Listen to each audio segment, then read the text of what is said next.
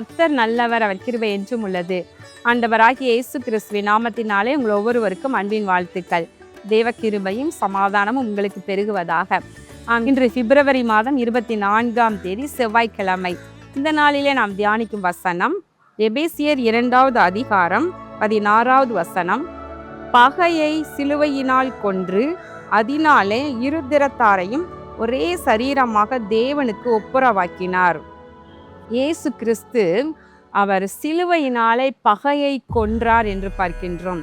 இதனால இருதிறத்தாரையும் தேவனுக்கு முன்பதாக ஒப்புரவாக்கினார். இதற்கு முந்தின வசனங்களை வாசிக்கிறேன் பாருங்க. அக்காலத்திலே கிறிஸ்துவை சேராதவர்களும் இஸ்ரவேலுடைய காணியாட்சிக்கு புறம்பானவர்களும் வாக்குத்தத்தத்தின் உடன்படிக்கைகளுக்கு அந்நியரும் நம்பிக்கை இல்லாதவர்களும் இவ்வுலகத்தில் தேவனற்றவர்களுமாய் இருந்தீர்கள் என்று நினைத்து கொள்ளுங்கள். முன்னே தூரமாய் இருந்த நீங்கள் இப்பொழுது கிறிஸ்து இயேசுவுக்குள் கிறிஸ்துவின் இரத்தத்தினாலே சமீபமானீர்கள். எப்படியெனில் அவரே தம்முடைய சமாதான காரணராகி இருதிறத்தாரையும் ஒன்றாக்கி பகையாக நின்ற பிரிவினையாகிய நடுச்சுவரை தகர்த்து. இப்போ கிறிஸ்து நமக்காக இரத்தம் சிந்தினதுனால முன்னே நீங்க தூரமா இருந்தீங்க, இப்ப நீங்க சமீபமாயிட்டீங்க, தேவனுக்கு சமீபமாய் வந்துட்டீங்க. முன்பு கிறிஸ்துவின் இரத்தம் சிந்தப்படுவதற்கு முன்பதாக தேவன் தாம் தெரிந்து கொண்ட ஜனமாகிய இஸ்ரவேலர்கள் தேவன் அவர்களை சமீபமாக வைத்திருந்தார். ஆனால் கிறிஸ்து என்றைக்கு இந்த பூமியில தன்னுடைய இரத்தத்தையே சிந்தி பலியானாரோ அப்பொழுது இருதிறத்தாரையும் ஒன்றாக்கி பகையாக நின்ற நடுச்சுவரை தகர்த்து. பகையை எதினால் கொன்றாராம்? சிலுவையினாலே கொன்றார். அது தேவனுக்கு முன்பதாக அவர் பாருங்களேன் எப்படி ஒப்புரவாக்கினார். தேவனுக்கு இருதிறத்தாரையும் ஒரே சரீரமாக தேவனுக்கு ஒப்புரவாக்கினார். இஸ்ரவேல் மக்கள் புறஜாதியார் என்று சொல்லப்பட்ட அந்த இருதிறத்தாரையும் அழகாய் கிறிஸ்து ஒப்புரவாக்கி தேவனுக்கு முன்பதாக ஒரே சரீரமாக மாற்றி கொண்டிருக்கிறாராம். பிரியமானவர்களே, எபிரேயர்ல நம்ம பார்க்கின்றோம் 9வது அதிகாரத்துல 12வது வசனம். வெள்ளாட்டுக்கடா இளங்காளை இவைகளுடைய இரத்தத்தினாலே அல்ல, தம்முடைய சொந்த இரத்தத்தினாலும் ஒரே தரம் மகா பரிசுத்த ஸ்தலத்திலே பிரவேசித்து நித்திய மீட்பை நமக்கு உண்டு பண்ணினார். கிறிஸ்து ஒரே தரம் தன்னுடைய இரத்தத்தையே சிந்தினார்.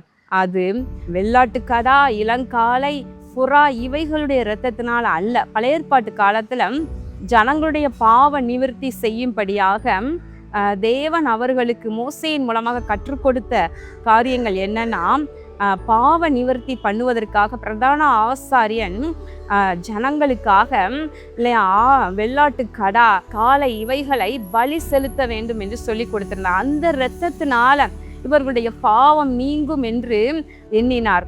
ஆனாலும் அது நீக்கப்படவில்லை, முழுவதுமாக அதனாலே நீக்கப்பட முடியவில்லை.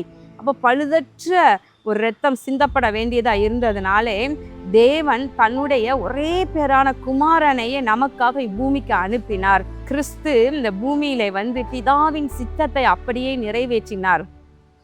சிலுவையின் மரண பரியந்தம் கீழ்ப்படிந்தவராகி தன்னை தாழ்த்தினார் என்று நம்ம பார்க்கின்றோம். அவ்விதமாக மரணத்தின் வழியாக சென்று தன்னையே ஜீவ பலியாக சிலுவையில ஒப்பு கொடுத்து தன்னுடைய இரத்தத்தினாலே இன்றைக்கு நமக்கு நித்திய மீட்பை உண்டு பண்ணி இருக்கின்றார். இதனாலே அவருடைய சரீரமாகிய சபை பூமி அனைத்தும் அழகாய் கட்டப்பட்டு வருகின்றது.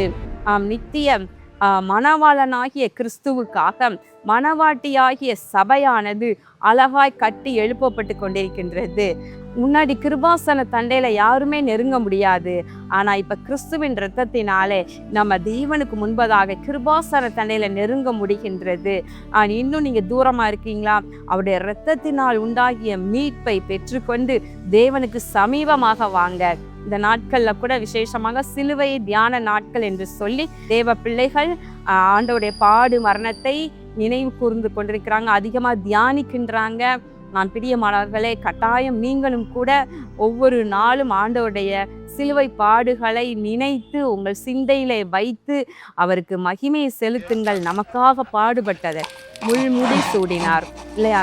முதுகுல அவர் அடிகள் எத்தனையோ அடிகள் பட்டு உழுத நிலம் போல அவருடைய முதுகு மாறினது. அவருடைய முகத்தின் மேல காரி துப்பினார்கள். இப்படியெல்லாம் அவர் நமக்காக பாடுபட்டதை நம்ம சிந்திக்கணும், அதை எண்ணி பார்க்கணும், அதை தியானிக்கணும். நாம் அவ்விதமாக தியானிக்க நம்முடைய ஆவிக்குரிய பலன் பெருகும்.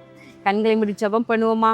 எங்கள் அன்பின் பரலோக பிதாவே, இதோ இந்த நாளிலே நாங்கள் தியானித்த உம்முடைய வார்த்தையின்படி கிறிஸ்து எங்களுக்காக அந்த பூமியிலே வந்து இரத்தம் சிந்தினதினாலே நித்திய மீட்பை பெற்றுக்கொள்கிறோம். அவர் பகையாக நின்ற தடுப்பு சுவரை உடைத்து இரு திறத்தாரையும் ஒன்றாக்கி தேவனுக்கு தூரமாயிருந்தவர்களை அவர் சமீபமாக்கினார் என்று பார்க்கிறோம். பகையை சிலுவையினாலே வென்றார். இந்த நாட்களிலும் ஆண்டவரே, தேவ பிள்ளைகள் கர்த்தாவை சிலுவையை பற்றிய உபதேசத்தினாலே ஆண்டவரே அவர்கள் பலப்படுவார்களாக, சிலுவையை பற்றிய தியானத்தினாலே பலப்படுவார்களாக. ஆண்டவரே, சத்துருவின் கிரியைகளை அதனாலே அவர்கள் மேற்கொள்வார்களாக. ஒவ்வொருவரையும் ஆசீர்வதிங்க. இயேசு கிறிஸ்துவின் நாமத்தினாலே இந்த ஜெபத்தை ஏறெடுக்கின்றேன் நல்ல பிதாவே, ஆமேன். பிரியமானவர்களே, வருகின்ற சனிக்கிழமை, அதாவது இந்த மாதத்தினுடைய நிறைவு நாள் 28ஆம் தேதி ஆசீர்வாத டிவியினுடைய உபவாச கூட்டம் சென்னையில் வைத்து நடைபெற இருக்கின்றது. இந்த உபவாச கூட்டத்திற்கு தேவ பிள்ளைகள் குடும்பமாக கலந்து கொள்ளுங்கள். இந்த உபவாச கூட்டத்தில் ஆண்டவர் உங்களுக்கு தேவையான விடுதலையை, ஆசீர்வாதத்தை, நன்மைகளை நிச்சயமாக அருளி செய்வார். பரீட்சை எழுத இருக்கிற உங்களுடைய பிள்ளைகளுக்காகவும் விசேஷமாக அந்த நாளிலே நாம் எல்லாரும் ஒருமனப்பட்டு ஜெபம் பண்ணுவோம். கர்த்தர் உதவி செய்வார். கர்த்தர் உங்களை ஆசீர்வதிப்பாராக. ஆமென்.